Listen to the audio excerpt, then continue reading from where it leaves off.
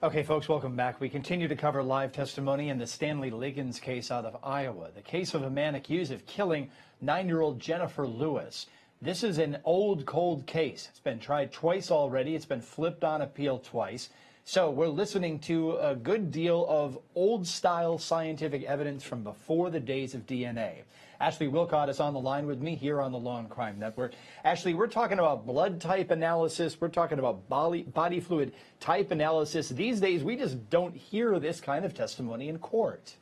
No, we absolutely don't. So, Aaron, one of the things to keep in mind, though, is even though it's unusual for today's times, in 1990, this is what it was. That was the best technology that existed at the time. And so it doesn't mean that defendants couldn't be found guilty beyond a reasonable doubt just because we didn't have today's technology. It means we're hearing today, when we're so much more advanced, what existed at the time. And I think it's really significant to note the testimony was that there were not, that there were not pieces of biological evidence and fluids that have been helpful, frankly, in trying this case.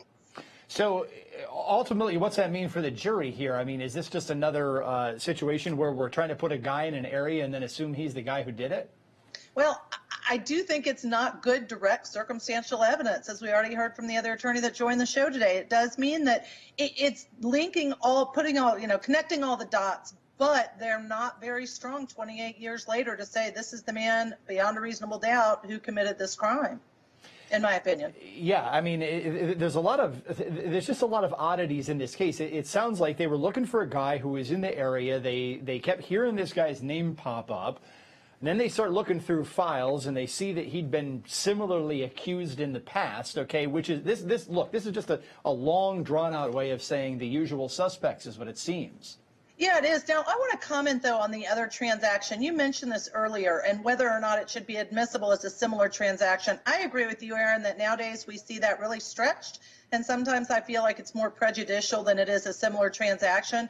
But in this particular case, let's talk about some of the facts of that other transaction. It, too, involved a 9-year-old girl, and it was an accusation that he molested or sexually assaulted that 9-year-old girl. And as you know, the child that's now been murdered was also sexually assaulted. So I actually believe that it is similar enough that it should be allowed into evidence in this trial. Yeah, that's what I said before as well. I think that this is similar enough, but oftentimes I was just saying, generally speaking, we see this get stretched because we see cases, and one of them I think was the Jeffrey Willis case in Michigan, where we've got an attempted abduction of a teenager and then a murder of a woman, and this is all very similar. Well, we're going to be back to break this down further here on the Law&Crime Network when we return from this quick break.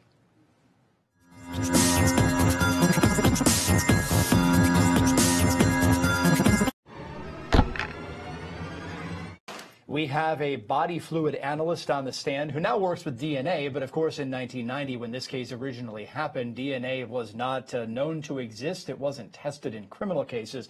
So he's talking about examining body fluids on the body of 9-year-old victim Jennifer Lewis. Ashley Willcott is a former juvenile judge and current attorney. She's here with me on the Law&Crime Network. And Ashley, we were talking a little bit about just whether or not this case, and I hate to be mean here, but whether or not this case is boring, because this testimony is moving along very, very slowly. A lot of the witnesses aren't there, so we're just seeing readbacks of previous proceedings in this case. How does that affect the jurors? Are they along with us and thinking, gosh, I'm struggling to wrap my head around this? I do think it makes a difference. It is boring because some of these cases you have somebody reading a transcript. The witnesses are very quiet, difficult to hear. Things that, nowadays when you have a current trial, you get a lot of excitement and drama out of some of the witnesses because they're entertaining and charismatic and just say what they think, and it's a little bit different feel and it gets you into the emotion of it. So I think that the jury is likely not able to get into the emotion of this case, in spite of seeing some very graphic pictures of the child who was burned, in spite of hearing all the gruesome details. It's really hard to get the jury to get the heartstrings pulled and get into it when frankly, it's very dry testimony. It's not exciting, Aaron, to watch, I don't think. No, and we said before, and I'll say it again, we wish that there were so many other tests that could have been done, because these days, if we had, semen, we had DNA, we'd know exactly who was doing what. assuming that the evidence survived here. So we're looking at this thing with frustration through the modern scientific lens of knowing what this stuff could have been like. And the evidence just isn't there in modern terms. We've got the readbacks. But look, I have to say that earlier we played back that readback testimony showing that bicycle from the neighbor, I believe it was, of the victim. And that does put a little bit of a human face on this. This was a 9-year-old girl. She was found brutalized and burned. Right, absolutely it does. And you also hear testimony about the neighbor who saw the back of the car and the fact that one of the previous trials they had part of the car in the courtroom and she identified it.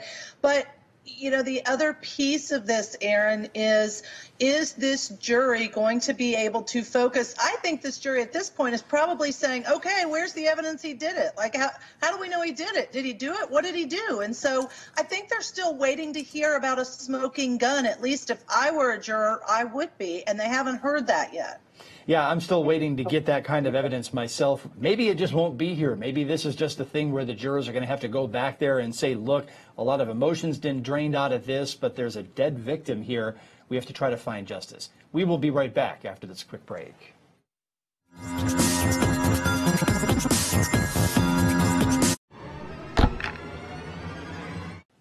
We are in the midst, folks, of live coverage of the Stanley Liggins case out of Iowa. He's facing a number of charges related to the death of 9-year-old Jennifer Lewis. Ashley Willcott is a former judge and current attorney. She's joining us yet again here on the Law&Crime Network. Ashley, you brought up a great point that I want to discuss a little bit, but I'll give you the floor and let you make it. Well, we were just talking about the fact, you know, so many times after this many years in jail, you hear that a defendant confesses to the crime or reveals enough facts to people in jail that it's clear that that person had intimate knowledge of the crime and consequently direct circumstantial evidence that he committed the crime. So it's interesting. I have not heard that there's going to be any evidence presented that there's any type of admission, confession, relaying of facts to someone in jail. I might be wrong. That would be better evidence if it exists, but I'm not sure that we're going to hear that. Yeah, it'd be great evidence. I haven't seen the full witness list in this case. Maybe that evidence will come out eventually, or maybe this defendant is keeping his lips sealed when behind bars. Maybe that's just the kind of guy he is. You know, it could be, but they say a lot of times people can't help but talk eventually, and 28 years is a really long time if he did this crime, which is so atrocious, to really keep your mouth shut. But he also had appeals and knew it was pending, and so maybe that's what's enabled him to keep his mouth shut. Yeah, well, I mean, it's good insight, though, because in so many of these cases, we hear these jailhouse snitches, and of course, we always have to look at their testimony with jaded eyes, because it's possible that they could be just spinning their own yarns to try to get a deal in their own cases. But here, boy, wouldn't that be something? That might be one of the most probative pieces of testimony if it comes up in this case. Right, and yeah, absolutely. I just think that it would be something that would really pull the jury in. At this point, I'm struggling to believe that this jury sees all the evidence and says, oh, wow, he did it. I know the prosecution has a lot of evidence to present. We're not there yet, but so far, I don't think it's compelling. It could be death by 1,000 cuts with all this circumstantial evidence piling up, but we'll have to wait and see. Let's go back in for more live testimony in the Stanley Liggins case in Iowa.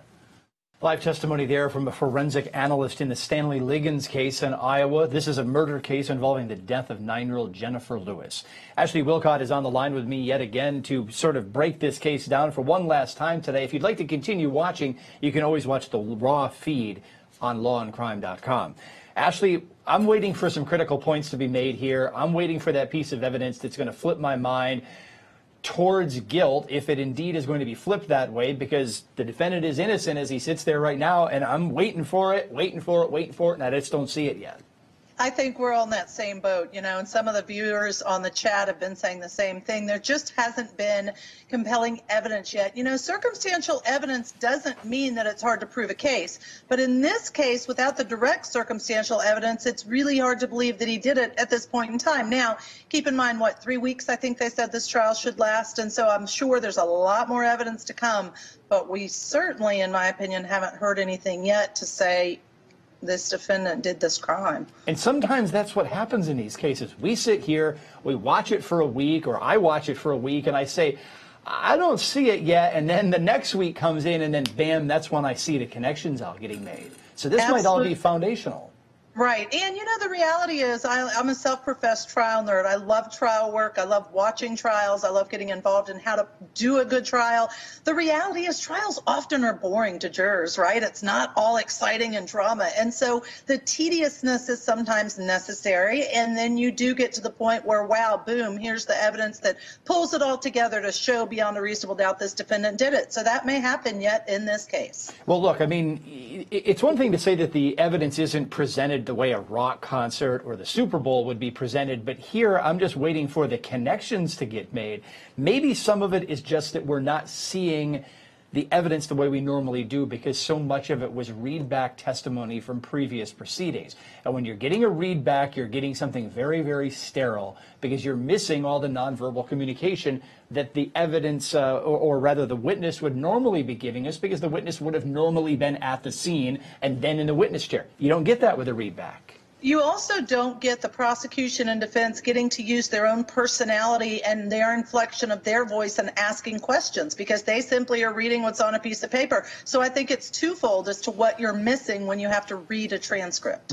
We need to wrap up for the day. So Ashley Willcott, former judge, current attorney, also Law and Crime Network host as of yesterday. Good to see you again. Thanks, Aaron. Thanks for having me today. We're going to wrap up the broadcast today. If you'd like to continue watching the Liggins case, head to our raw feeds at lawandcrime.com. For now, this is Aaron Keller. Have a good weekend.